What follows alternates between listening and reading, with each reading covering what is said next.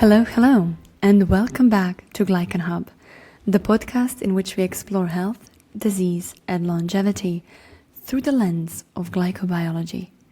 My name is Rina, and I am your host.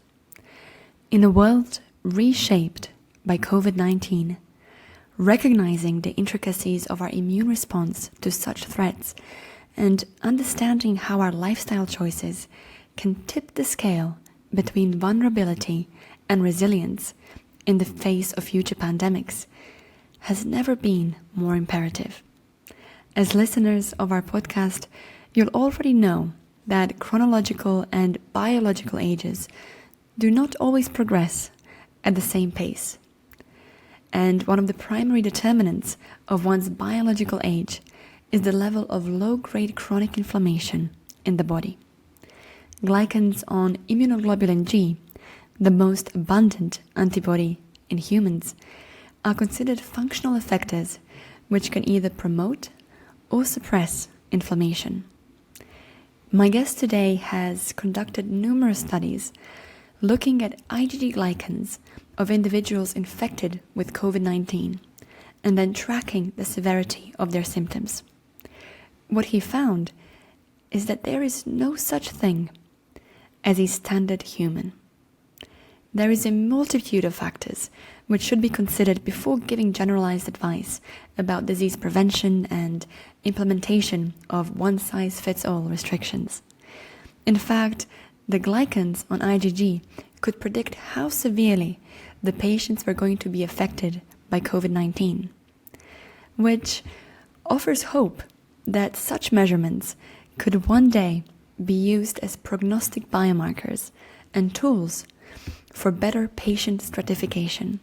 In this episode, we're offering a retrospective on COVID-19. We're not only comparing the different national responses, but also discussing the role of media in propagating misinformation and contemplating the strategies we could employ to better prepare for future pandemics. My guest today is a professor of biochemistry and molecular biology at the University of Zagreb, Faculty of Pharmacy and Biochemistry, and founder and CEO of Genos. He is also the Chief Scientific Officer at GlycanAge. His lab performs large-scale studies on the human glycome and gene-wide associations, aiming to understand the role of protein glycosylation in health and disease. His work primarily focuses on plasma glycoproteins and immunoglobulin G in particular. A warm welcome to Gordan Lauc. Hello and welcome to our podcast. Hi Rina, thank you for the invitation. So we are going to be discussing your research in COVID over the last 3 years, but I think a good place to start is to set the stage by first talking about inflammation and discussing some of the key terminology when it comes to the immune system. Glycans coat our cells. They are present on most proteins in our body. So why do you choose to study glycan composition of immunoglobulin G or IgG antibodies in particular? Antibodies or immunoglobulins have a very important role in our immune system, and glycans have a very important role on antibodies. So normally we think about antibodies as a tool, as a weapon which will recognize the foreign antigen, foreign molecules or foreign organisms. But after antibodies bind to a foreign antigen, immune system has to mobilize some form of responses, different molecular events which will lead to destruction of that antigen. And this form of response depends on a type of an antigen. So we'll have a different immune reaction to a virus, to a bacteria, or to some kind of a dietary antigen. And this response is by large defined by glycans. Because the antigen part, the so-called FAB or fragment antigen binding of antibodies is defined very early in our lifetime. So we have all these recombinations, we generate the sequence of amino acids early, then there is fine-tuning later, but in principle our repertoire is set early, before we meet the antigen. So the decision what to do with the antigen has to be made later in life. So once we meet an antigen. And actually it can change with time. So we can, for example, induce tolerance to some antigens, or we can develop allergy to some antigens later. And by large, this is done by glycans. So glycans are so-called post-translational modifications. They're added to antibodies after the protein part is defined. And they modify, they change the structure of the so-called Fc domain, or the constant. Fragment crystallizable. Yeah, it's called fragment crystallizable because we could crystallize it in a lab because it has the same sequence in all antibodies. Variable regions have different sequence. But it's also called the constant domain because it doesn't change from antibody to antibody. And this constant domain is binding to different receptors, which then activate the immune response. And adding glycans to immunoglobulins can either promote or suppress inflammatory response to a given antigen. This is why it is very important. So now I think some people might be wondering if the role of antibodies, if they have a role to play in inflammation, why is it negative to have a pro-inflammatory antibody if they would induce inflammation? Shouldn't we want to have the best response possible? Yes, but against the dangerous antigens. We do not want to have inflammatory response to the molecules which do not cause which are not a threat to us. So immune system has a very delicate role to distinguish between antigens and molecules which are dangerous and those which are not dangerous. So yes, we would like to have the most efficient response in, for example, antibodies against the virus.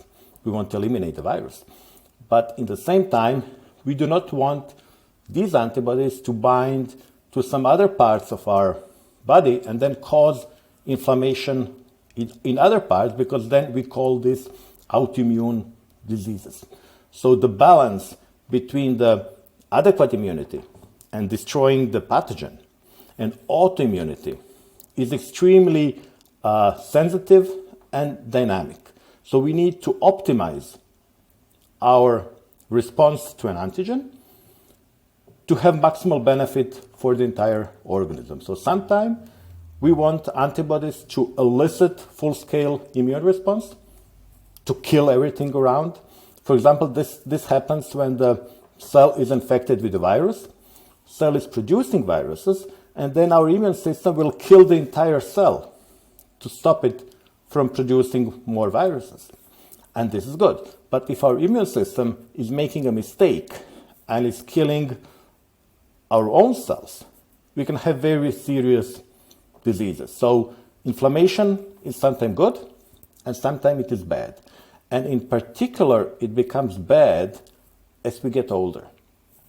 Because one thing we should always keep in mind is that our genome is optimized for a lifespan of maybe 35 years. Because this was the period until when humans were getting offsprings until maybe 100, 150 years ago. So nothing in our genome is optimized to keep us alive after the age of 35. And then the damages start to accumulate. And one of these long-term damages is a low-grade chronic inflammation. So inflammation gets out of control. Instead of doing a very important task of destroying pathogens, inflammation starts to cause small little damages all around our body, which then needs to be repaired, which costs a huge amount of energy. And ultimately, it's involved in development of most chronic diseases we have today. So inflammation is underlying cancer, metabolic diseases, diabetes, inflammatory diseases. So too much inflammation is actually what is making us age faster and eventually die. Excellent. Thank you for introducing the idea of chronic inflammation. In one of your studies, you stated that people with severe COVID-19 had an older IgG glycan composition. What is meant by this? So this is something actually David Sinclair and I speculated in, I think, March, April 2020, when there were initial data showing that COVID is primarily dangerous for the older population, while the young people mostly do not have any serious consequences. We said, yes, but age is not a number of times the Earth circle around the sun. This is how we measure age, because we count it in years. But on a biological level, at the level of the molecules, this does not have to be, these two ages, biological and chronological, do not have to go in parallel. And we know that some people age much faster, and some people will be old in their 50s, while other people will be young in their 70s. And there are even some diseases where people would age rapidly and they would be old at the age of 15 or something like that. So then we speculated that molecules which measure biological age, and one of these molecules are glycans, could be better biomarkers for people at high risk of severe COVID than just the chronological age. And this we published as an editorial in Aging, I think in April 2020. At that time, this was a speculation. But later, maybe half a year later, we managed to analyze a number of cohorts of patients all around Europe which had either severe or mild disease. And we did see that people who had a higher GlycanAge, or the more pro-inflammatory IgG glycan composition, were more likely to develop severe disease than the people with a younger IgG glycan, and this was on top of chronological age. So when you correct for chronological age, people at, 60 chronological, if they would have an older glycan, they had higher probability to get a severe COVID than people who had a younger IgG glycan. Now, we are going to focus on disease severity and COVID, and I think a good idea would be just to define what we mean by asymptomatic, mild, moderate, different levels of severity. So if you don't mind, I have taken these from one of your studies, and I can read them out so our listeners know what we mean when we refer to them. So by asymptomatic, we mean individuals who are seropositive for COVID-19 but have no symptoms. Seropositive meaning they have COVID-specific antibodies. Mild are individuals with no evidence of pneumonia but who have typical clinical manifestations such as coughing, fever, loss of taste and smell, and so on. Moderate are individuals with pneumonia. Severe are individuals with need of hospital intensive care unit and need of invasive mechanical ventilation. And critical are individuals with need of immediate invasive mechanical ventilation and admission to hospital intensive care unit, or those who have deceased during the hospitalization. Now, I imagine a great priority when designing these studies is identifying patients in whom COVID-19 was the main disease.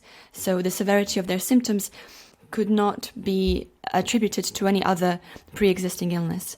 How was this distinction made? So this was actually one of the most difficult things we had to do in doing that study, because unfortunately on a global level, we still have problems in distinguishing people who are in hospital because of the infection with the SARS-CoV-2 virus and people who are in hospital because of some other diseases, but they just got positive for a SARS-CoV-2 virus. And globally, there is no solution for that.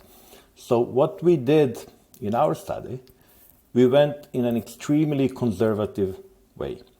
So we collected blood samples for thousands of patients because, all around the world there were so many people infected. But then we went very deeply into their clinical conditions, and we eliminated from a study all people with cancers, with active cardiometabolic diseases. So everybody who would be hospitalized because of their other conditions, we just eliminated them from study. So we really tried to focus only on people where COVID was the reason for hospitalization.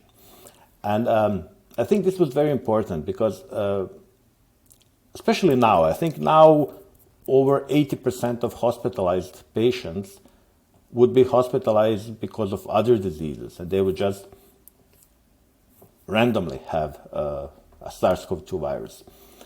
So we had a clinician specialist who was actually working in intensive care unit, going in the individual documentation of every patient to see when was that patient hospitalized, when was the patient infected, because many patients were actually infected during hospitalization. So if they were already in hospital and they got the COVID later, it's really hard to know whether it's the virus or the disease which is causing problems. So we only looked at the people who were more or less healthy.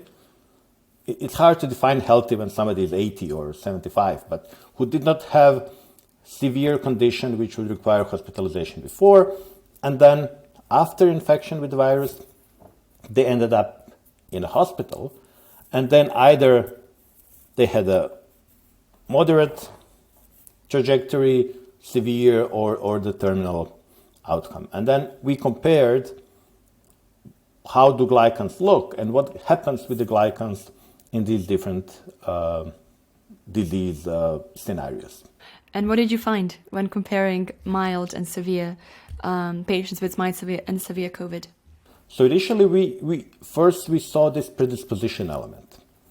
So people who were more pro-inflammatory at the beginning, they did have a higher disease risk of getting more severe disease. But also what we noticed that the IgG glycan composition was changing during the disease. Because one of the roles of IgG glycans is to modulate inflammation. So it's kind of a signaling mechanism which we don't fully understand. But for example, we know if you take immunoglobulins from a young person and give it to an old person, it's generally suppressing inflammation. This is so-called IVIG therapy.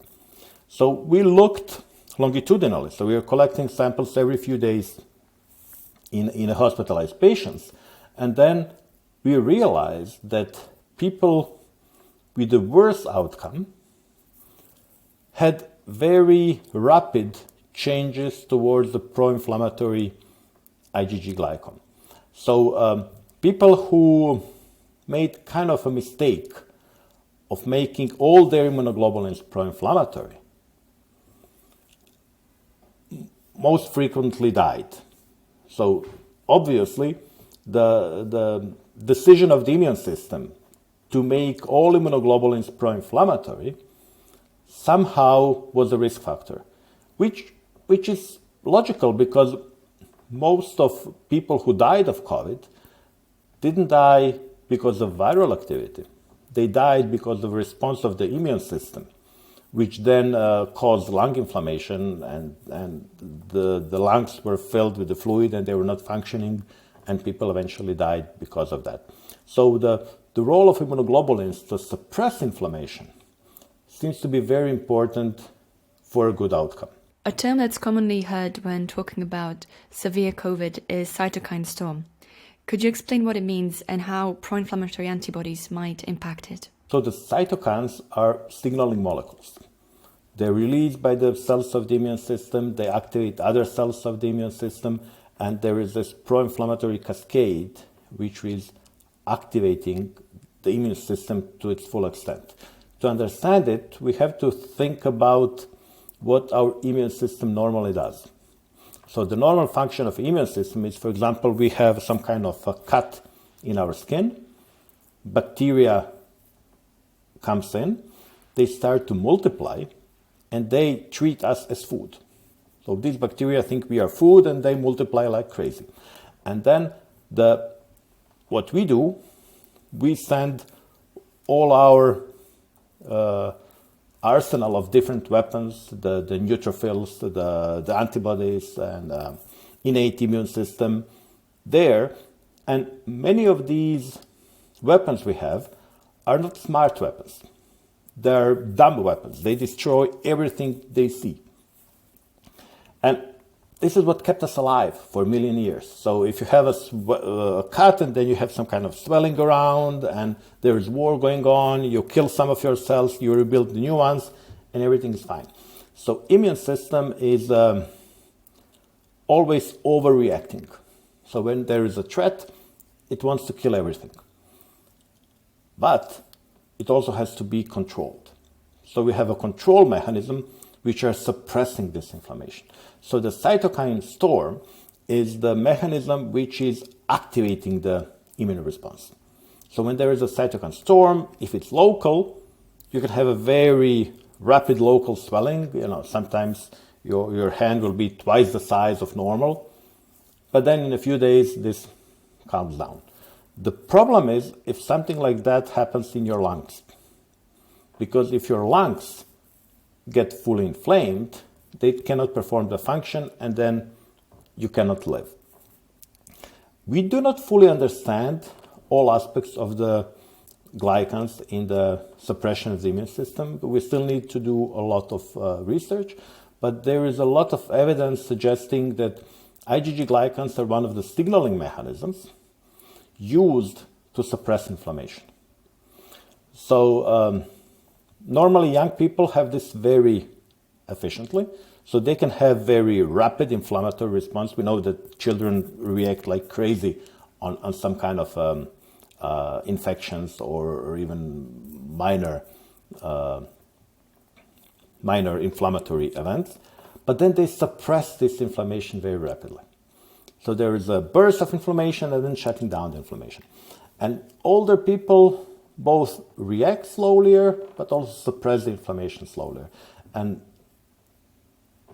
this is very individual. So this IgG glycan can be, there are people who are 40-something with IgG glycan, which is similar to people of nearly 80 years old, and vice versa. So this is an important aspect of the immune system, which is still underappreciated by many immunologists, and we still have to learn everything. So it would be very dangerous to speculate too much, but I think so far we can say it's very important.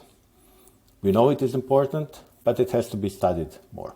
And I think it's very important also for our listeners who might be panicking now about their pro-inflammatory antibodies to mention that glycan composition is not set in stone, but rather it's very, it can be very highly impacted by our environment and our behavior.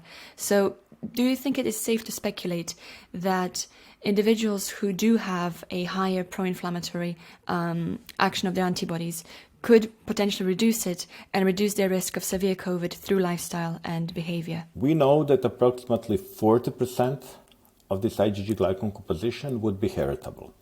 Heritable means it is something we got from our parents. We cannot change it. 60% is changeable. It's affected either by epigenetics or direct environment. So epigenetics is a kind of memory during most of our lifetime, including the prenatal life, where information from the environment, from our mother, is telling our immune system how to behave. And then this can be maintained for decades.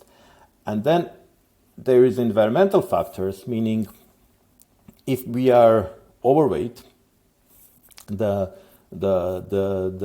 fat tissue, especially the old fat tissue, do not have maintenance mechanisms, because until 50 years ago, nearly no one, not only humans but also animals, would maintain the fat tissue for several seasons.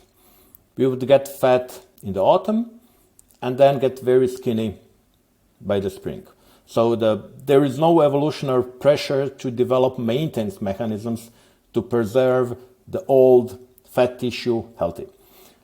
What happened with the modern diet, that people kept accumulating the fat tissue without losing it in the winter.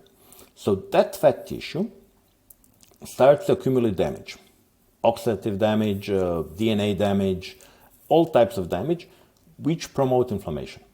Because when there is damage, immune system comes and kills the damaged tissue, which promotes inflammation. So if somebody is obese, he's always very pro-inflammatory. Also, we are all very diverse. So evolutionary, people evolved to use different type of foods. Some are more adapted to carbohydrates, some are more adapted to fat, some are more adapted to proteins, and there is no standard humans. And I think the best example how different we are is the pace how dietary recommendations actually change. Until a few years ago, carbohydrates were the best. You have to eat healthy carbohydrates every morning. Now, carbohydrates are considered to be the worst. And for decades, fat was labeled as bad. Now, we think again fat is good. But I think it's very individual. So some people can tolerate carbohydrates.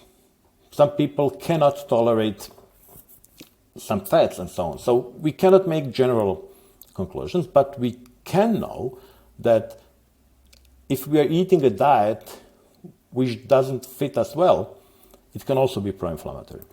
There is an extremely important element of microbiome, which we were also ignoring for decades because all bacteria were considered to be bad. We have to kill all bacteria, we have to live in sterile environment. But now we know that we cannot live in sterile environment. We are actually in symbiosis with our bacteria, and without our bacteria, we cannot survive. And now we learn even more about the viruses and millions of viruses which live in us, which are also symbiotic and help us control the bacteria. So if we mess up our microbiome, and the ultra-processed food is really messing up our microbiome, because if you think about food which can stay on a shelf for months without bacteria growing there, and if we keep eating that food, then these same preservatives which are killing bacteria in the food are killing bacteria in us. So we mess up our microbiome, we eat the wrong diet, we don't move, we don't use our muscles, which then again can get inflamed, and we can really increase the inflammatory levels a lot. So I think we can do a huge amount of damage to our immune system by doing these bad things. But then again, if we stop doing these bad things, then our immune system recovers. So we have clear evidence that losing weight is beneficial, that changing diet can be beneficial, but there is no magic diet. So there is no one diet which works for everybody. Physical activity is beneficial, but not too much physical activity, because we were kind of so media propaganda was claiming it's not the bad diet, it's that just you're lazy, that's the problem. So we were all taught, you just have to sweat out the bad diet, and then you can buy all the junk food, you can buy all the sugary drinks and processed food, just you have to go to the gym. But now we know this is not true. So you cannot sweat out the bad diet. And if you exercise too much, you're actually doing damage to yourself. And I think it's very clear when we think about the professional athletes. Professional athletes, they would be old in their 30s.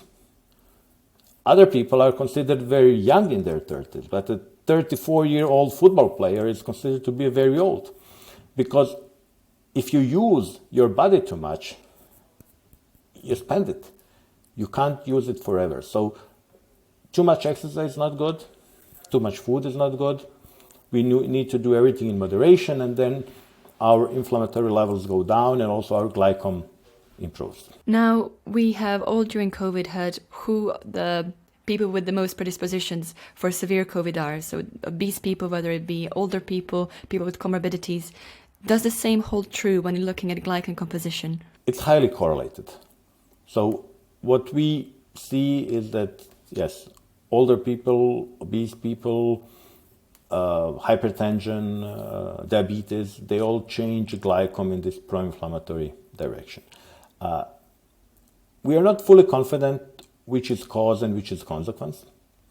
So obesity is driving pro-inflammatory condition, but also pro-inflammatory condition may generate unsatisfaction, which then drives kind of urges to eat to make yourself happy because you don't feel happy. So these things are bidirectional, but definitely what we have done in this pandemics is we made people more obese. So the BMI increased, especially in children, which is horrible. We put people under more stress, which is also horrible. So, and we made people unhappy. So all these things are affecting our health, and we are seeing the consequences. We are seeing the mortality rates going up, which we cannot explain. We are seeing drug abuse, violence, traffic accidents going up, which is all consequences of our decisions to fight the virus, not with our immune system, which would be the best way, but with some kind of restrictions, which actually at the end didn't do much, but they caused a lot of damage. Arguably, what we could improve on from our previous pandemic is developing a better patient stratification method, basically finding a way of distinguishing between patients who are likely to develop severe COVID or severe version of the disease and those who will most likely be asymptomatic or have mild symptoms. Do you think that implementation of biomarkers such as glycans has the potential of changing and prioritizing treatment as well as maybe amending some of the restrictions? In principle, they could, but we cannot use at the moment the global capacity to analyze the glycans, prevent them from being used as a global biomarker. But they could be used as a personal navigator. Because imagine if in spring 2020 there was a global recommendation, lose extra weight, eat healthy, don't be under stress, and moderately exercise. Then we would actually reduce the number of people at high risk. So we would not only stratify people, but we would decrease the total number of people who can have a severe disease. And the problem with motivating people to live healthy is that usually the reward comes after years or decades of making hard decisions. So I have to decide today to skip the dessert, to do a little bit more of exercise, to try to relax. These are all difficult things to do. And if I will see benefit only after decades, then I don't have to do it today. I can do it tomorrow, I can do it next week. So psychologically, these decisions are difficult. But if there is an objective evaluator, which will show you in a few months whether your hard decisions are actually paying back already, whether you have already decreased your disease risk, but not only for this single disease, for multiple other diseases, then people get more motivated. And the other problem is that, whenever we look for an advice, we get advice for standard human. Standard human does not exist. There is no standard human. So at the moment, there are some attempts to do things like a nutrigenomics, meaning we will look at your genes and tell you what to eat. These things still don't work. One day, maybe. But today, we do not have enough knowledge to say which genetic polymorphism will make a specific diet good for you. The only thing we can do is try and see whether something works for us. And we cannot see it by looking into the mirror, because we cannot tell the difference between how we look now and tomorrow. So these biomarkers could actually help motivate people. And it works. So we are doing it already. So the glycans are being used as a personal navigator for longevity by, I think, over 15,000 people so far globally. And we see that people, when they get the feedback, they respond. So if something works, they keep doing it. If it doesn't work, they try something else, and eventually they find something which works. So at the moment, I see glycans more as this personal navigator. One day, they will become a routine blood test like HbA1c or CRP or such a thing. This will come. The problem is that the technology to analyze glycans is still not available in the routine labs. So the labs simply cannot do it, and the small number of labs which can analyze glycans definitely cannot analyze millions of samples which are being analyzed every day in routine labs. But in maybe decade, a little bit more than a decade, this will become a routine test. And then what you said could be right. So people could actually, like now we check glucose, we check blood pressure to see the risk for cardiovascular diseases, for diabetes. We'll be checking glycans to see the risk of inflammatory problems. Now, just to reiterate about what is it that makes glycans so suitable to be prognostic, potentially biomarkers, could you maybe also define the word, the term glycoforms, and how that makes glycans so suitable as biomarkers? Glycans are chemical structures which are added to a specific site on a protein, which we call the glycosylation site. But different glycans can be added to a given glycosylation site. If we talk about IgG, if glycans has salicylic acid on its top, it will become anti-inflammatory. So antibodies carrying these glycans will suppress inflammation. If glycans are made without salicylic acid, especially also without the galactose, they will become more pro-inflammatory. So this same molecule will activate inflammation in this specific case by the lectin pathway activating the complement and then killing the target. That's very detailed and molecular. So this glycans decide the role of immunoglobulins. And the decision, how will glycan look like, is a very complicated decision. So our studies have identified over 40 different genes which work together to make this decision. And these genes are not genes which make glycans. They're not the assembly line for glycans. These are the genes which regulate our immune system. And then depending on what these glycans have to do, they will make a different glycan. For example, we have studied in 3 seasons patients with influenza. So patients who were hospitalized because severe pneumonia caused by influenza virus. And in the same time, we were looking at patients who were hospitalized with pneumonia, but caused by a bacteria. So the symptoms are the same. We'll have lung inflammation, it's pneumonia. But in one group of patients, this was caused by virus, and the other group of patients, this was caused by bacteria. So this is still unpublished, so you wasn't able to read that paper. But what we have shown is that glycosylation is different in these 2 pneumonias. So if patient goes to hospital, sometimes it's not so easy to know whether the inflammation is caused by bacteria or by the virus. You have to do some blood tests, and then often physicians are just guessing whether it's bacteria or a virus. But our immune system knows the difference. Our immune system somehow knows that the antigen which is dangerous is a bacterial or is a viral. And then it's making antibodies to be optimized for fight against viruses and fight against bacteria, because we fight viruses and bacteria in a different way.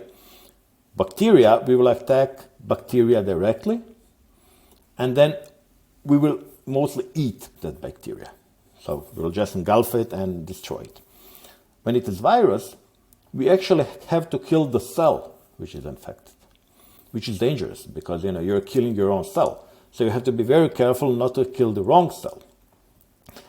An immune system is optimizing antibodies by putting different glycans, different glycoforms of this structure on the immunoglobulin. So this is also called alternative glycosylation. So putting different glycans to the same glycosylation site to generate a different molecule, which will do a different work. And also, we also did the COVID. We looked at the glycans in COVID, and they also change, but slightly different than in influenza. So in addition of telling a difference between the bacteria and a virus, also our immune system can say, look, this is influenza virus, look, this is a coronavirus. So these viruses are different, so we are fighting them in a little bit different way. That was going to be my next question. I was wondering if the glycan patterns which predict severe COVID, are they similar to those which might predict severe influenza, or are they completely different? We do not have a study in predicting severe influenza, so I cannot tell you that. I know that the changes which happen in severe COVID are very similar to those which predict severe COVID, but not exactly the same. There are some other aspects. So, we have to be open and say that we still know very little about glycosylation in general, and also in glycosylation in immunity. And we also have to be frank and say that we know very little about our immune system. So most of the textbook knowledge is overly simplified. So we present it in a way that we can understand it, but the immune system is actually one of the two most complex systems we have, because it kept us alive for millions of years against all the pathogens. And pathogens mutate like crazy, they multiply like crazy, they would really like to eat us. But then eventually we do manage to defeat them in most of the cases. And this is what our immune system does. And I think we still have to study it for decades before we properly understand all the aspects of the immune system. In the review you mentioned with David Sinclair, you also talked about the importance of biobanking and preparing samples to be used in the future. Have biobanks of COVID samples been made during this pandemic, and are they already being used today to study it further? So there are many biobanks of COVID patients. Even in our lab, we have a couple of thousand COVID patients with the different outcomes. And yes, it's very important to study it in the future. One of the problems there is we are neglecting all other diseases because this single one, which is actually not even so dangerous anymore. But I think it's a good example how we can learn a lot if we focus, if the entire scientific community is focusing on one problem. But there also there were problems in focusing because hundreds of thousands of papers were published on COVID, and I believe over 90% of them are total junk. They're simply not true. And I think what we have to learn from this pandemics is how to do better science, and even more importantly, how to use scientific information to make decisions. Because many things were done in the name of science, which had nothing to do with science. So the word science was misused by politicians, by companies to get their personal power or to get profits. And this is very dangerous because people are losing their trust in science. Because when you see science being misused, and you don't understand science, then you can't tell the difference between good and bad science. You just say science is bad. And I think this is what's happening now in a large part of the world, is that scientists are not trusted anymore, and this is not good. Yeah, I think it's a really difficult problem for especially individuals who might not have a good background in science to distinguish what is true and what is, as you said, propaganda. But I think you are quite a unique guest, having had experience both as having served in the advisory panel during the lockdown in Croatia, as well as then also researching COVID. So you've seen it from both perspectives.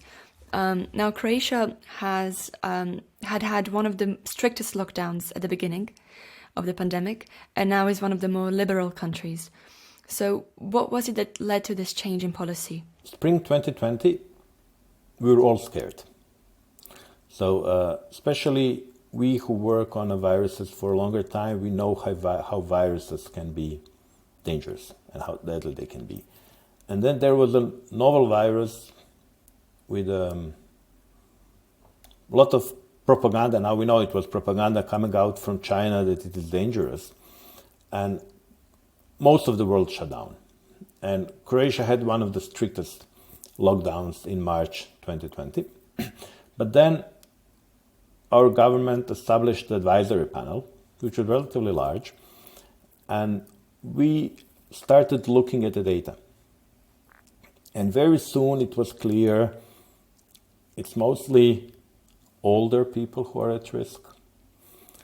And the second important element came from New York in April, showing that this virus is not that dangerous, but it is spreading extremely quickly.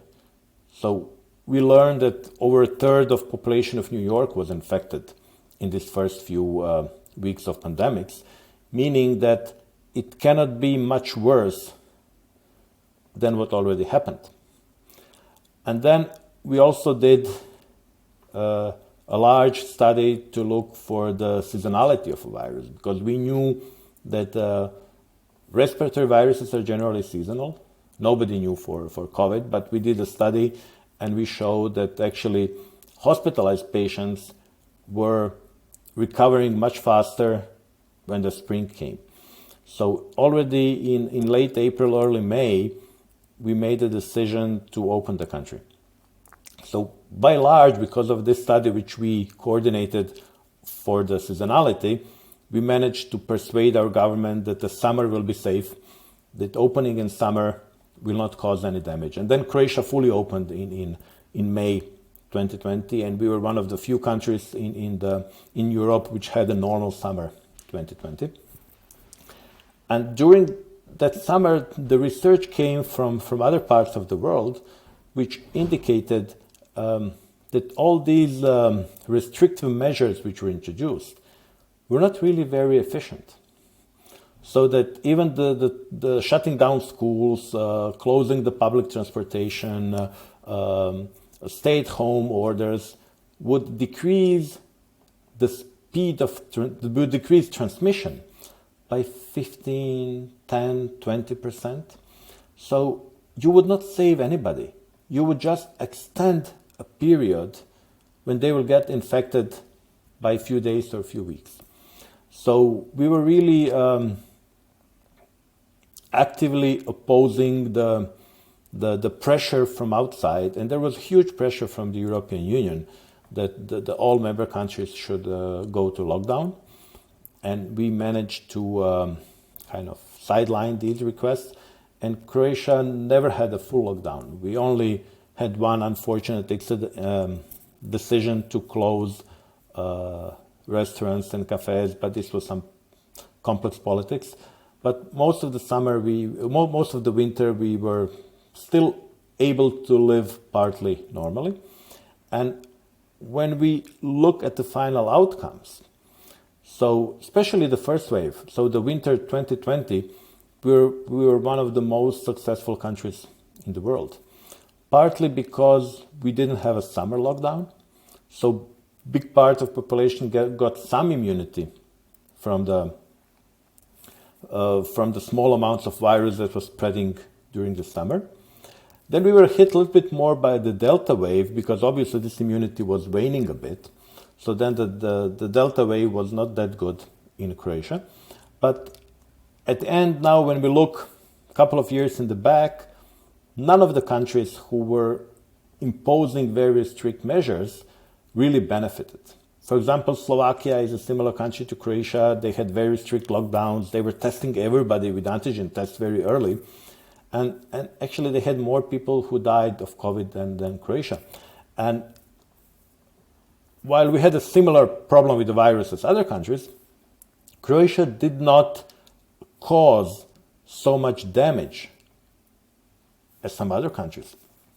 And when we look at excess mortality now, we are actually better in Croatia today than some other countries with here more strict measures. Because when you shut down the hospitals, when you scare your people, when everybody's afraid, when everybody is at home, you are not diagnosing cancers, you're not diagnosing diabetes, you're increasing the stress level, you're increasing the obesity level, and then it's driving morbidity and mortality for years to come. So we will be paying the price of lockdowns for years. So I think Croatia made a good decisions. I think it would be even better if we had less restrictions. So I think the Sweden did the best job. So when we look now, the Sweden, they did the best job. And nobody really benefited from the restrictions, and the damage is horrible. With all of the information which we now have available about COVID-19, what are your thoughts about continuing vaccine mandates or limitations to enter countries based on vaccination status or universal masking? Mandating a vaccine is a very radical decision. And we have to be very sure that there is huge benefit and very little risk. So the problem with this mRNA technology is that we still do not know all the risks. So it's really, it's not good to mandate when you don't know the risks. And the second aspect is we have to, until the COVID, you would never vaccinate somebody who had the disease because it's just absurd. So if you had the disease, you develop immunity, why would you vaccinate? And we were mandating vaccination of people who were previously infected without any evidence of benefit and with known potential harm. And I think these were the wrong decisions. And universal masking, masks can be beneficial in a short period of time, and if used properly, of course. So actually, I was one of the first people who were actively promoting and lobbying for the use of masks. But they're not efficient in the long term. So, for example, masks in schools are completely inefficient. No benefit. And there is harm. Masking even younger children, no benefit. And there is harm. So I think it's very important to balance benefit and harm. And we still don't know what is actually the harm of a long-term decrease in exposure to different environmental antigens. So we know that all organ systems in our body have to be active to develop. So if we don't exercise, our muscles deteriorate. If we don't use our brain, we are losing the cognition. So if we don't use our immune system, what happens with our immune system? And it's very, very risky to experiment on a population level. So what will happen for example, in US states which had a universal masking compared to states which didn't have it? We'll need years to see the consequences. So, if somebody is mandating something, masks or vaccines or any other drug or anything, that person or an organization have to be very certain what are the consequences. And now we don't have that because we don't have sufficient science to say what is going on. And the decisions are mainly based on a lobbying.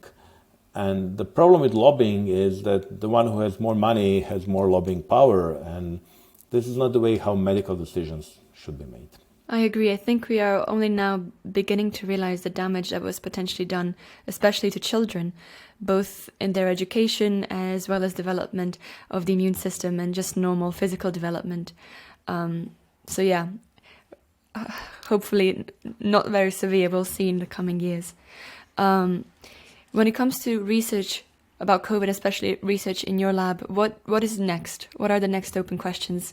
I think what we need to use this situation of so many people being infected, vaccinated, treated with different therapies is to try to understand how immune system works.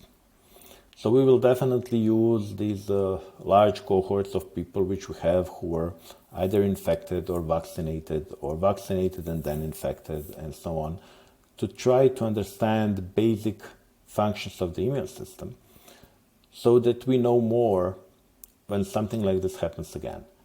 Because viruses are evolving. So just, I think, a few days ago, there was a paper suggesting that the Omicron variant actually evolved in the mice. So not in some kind of South African human population, but in a mouse population. And we'll always meet new viruses. And a new virus can be a small threat or can be a large threat. Because we should not forget that so-called Spain flu pandemic in the 20th century killed many people and killed many young people. For example, in my family, my grandfather lost, I think, 2 brothers and a sister in a week. And that was really horrible. So we have to be aware that viruses will evolve, that there will be new pandemics, and that we have to find a way how to use our immune system, how to help our immune system to fight the viruses and not destroy the society because we are afraid of a virus. Because if we do more damage with our response, then what is the benefit? We shouldn't be doing it. And I think now we have to look back and really decide what was good and what was bad and what we should be and what we shouldn't be doing in the future. And this is not an easy discussion or easy decision because people invested a lot of their authority in specific decisions, and it won't be easy for them to change their mind. But good thing is that we have different countries which had a different response. Also, within US, we have different states with a very different response.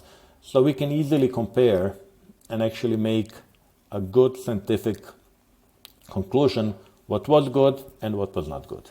Excellent. Thank you. I think this is a perfect place to finish our conversation today. It was a pleasure chatting with you. Thank you very much for joining. Now, speaking to our listeners, I hope this conversation provided clarity for some lingering questions surrounding the COVID-19 pandemic.